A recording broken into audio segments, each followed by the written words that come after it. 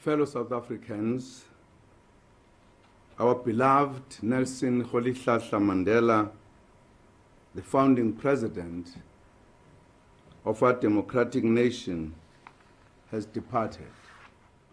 He is now resting. He is now at peace. Our nation. That was the announcement that surprised, well, not necessarily because he was 95 years old, but it definitely shook the world up.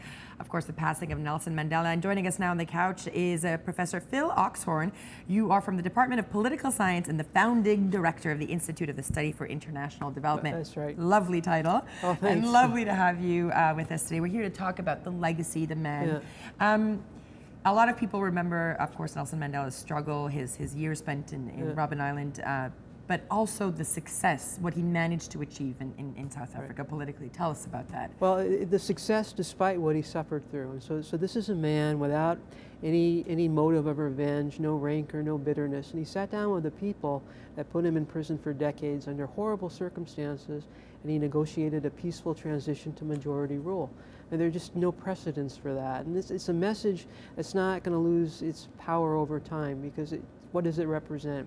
It represents being magnanimous, it represents inclusion, it represents a commitment to fairness. And that's why Mandela is being celebrated the way he is.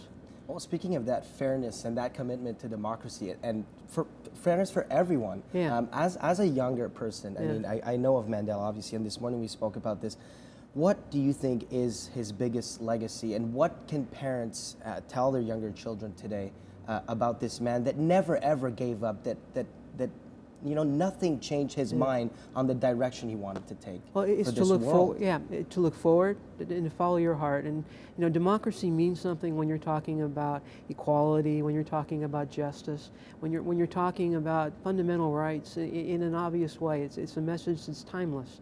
And Mandela is a powerful person because why?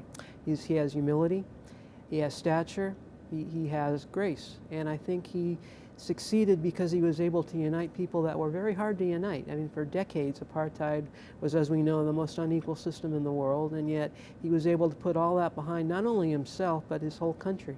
There's still a lot that needs to be done, and we need more leaders like Mandela, but that's what he represents. It's a leadership style and a capacity that's really has few rivals historically. Well, that's what I wanted to ask you. I mean, the world is mourning. I mean, whatever party line you're on, whatever politics are being put aside when people talk about Nelson Mandela. Is it ever possible, do you think? We heard President Obama speaking of that, he emulates him, he respects him, he wants to follow in his footsteps. Can anyone ever reach Mandela's...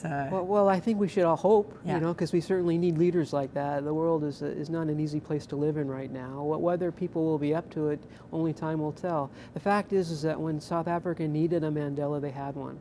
And so we just have to hope that if we really need that kind of leader, someone will arise. Because these are human characteristics. It's not impossible to imagine another Mandela, although there won't be very many. And certainly he's someone that we should all aspire to be like.